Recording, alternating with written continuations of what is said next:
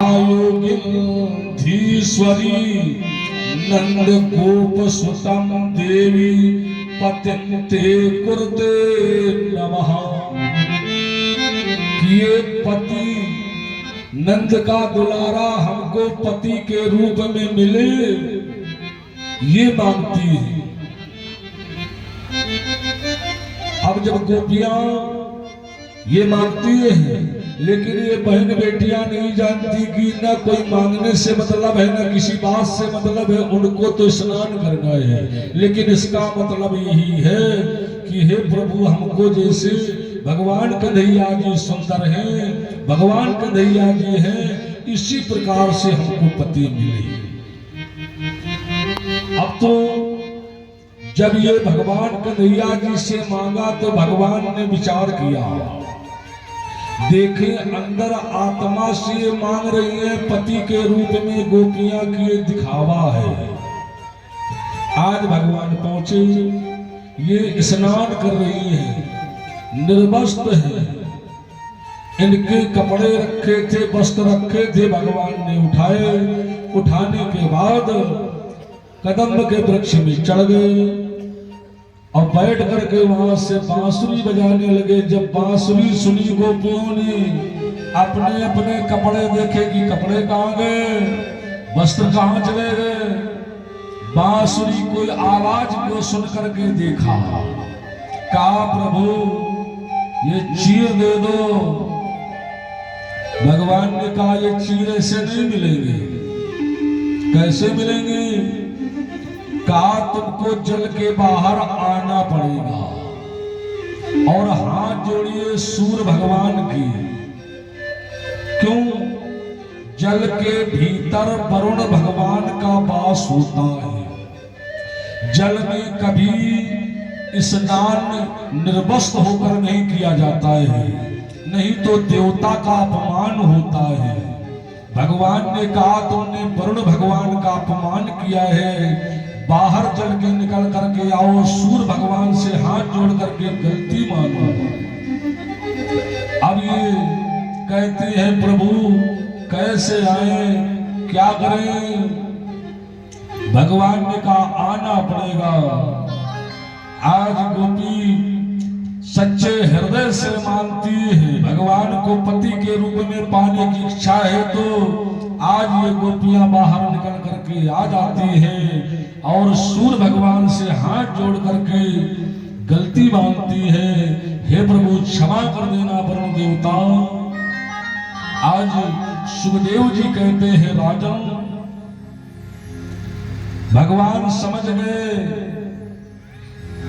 पति और पत्नी के बीच में कोई भेद नहीं होता है, तो भगवान समझ गए कि ये हमको पति के रूप में हृदय से पाना चाहती है। भगवान ने सबके वस्त्र दे दिए। आइएगा, ये वस्त्र कौन से भगवान ने चुराए हैं? निर्वस्त्र देखने के लिए नहीं चुराए हैं, बताया गया है।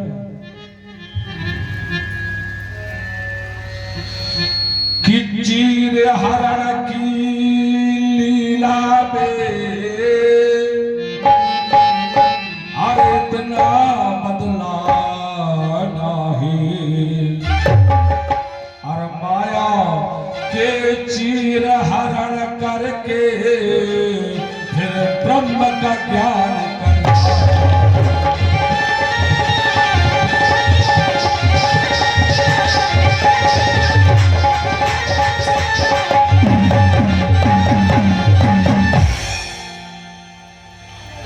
चीर हरण की लीला में बस इतना बतलाना है, माया के चीर हरण करके ब्रह्म का ज्ञान कराया है।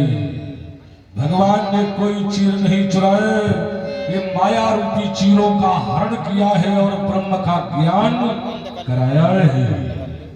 आज सुखदेव जी कहते हैं राजन, इस प्रकार से आप लोगों ने चीर हरण की पावन कथा सुनी।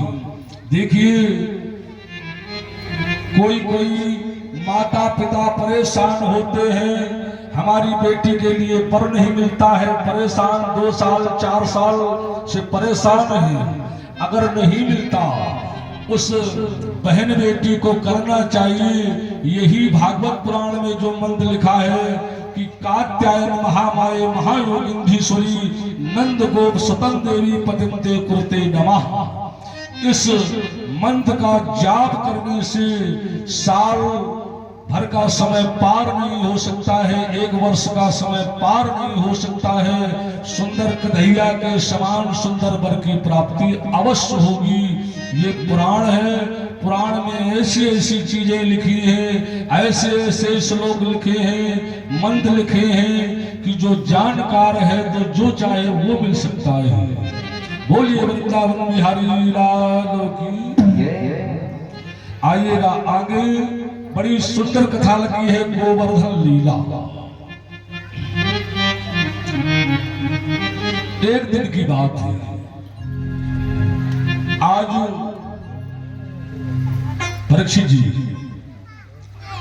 सदैव देवराज इंद्र की पूजा हुआ करती थी, वर्ष में एक बार। एक बार क्या हुआ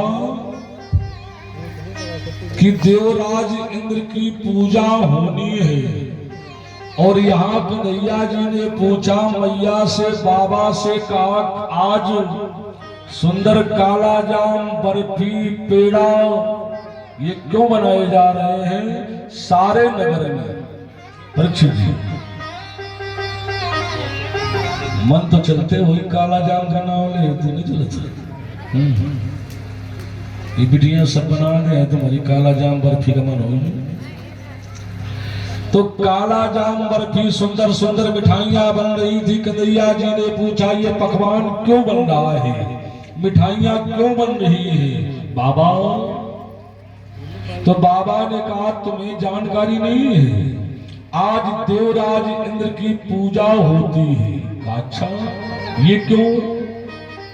इसलिए पूजा होती है कि देवराज इंद्र प्रसन्न होता है पूजा से, मेघों को आदेश करता है, वर्षा होती है, वर्षा से हरी हरी घास होती है, घास को गौएं चरती हैं, फिर दुग्ध मिलता है, खेती में जल गिरने से अनाज पैदा होता है। अच्छा कन्हैया जी ने कहा हे बाबा कोई एहसान नहीं करता है, कौन? देवराज इंद्र। क्यों?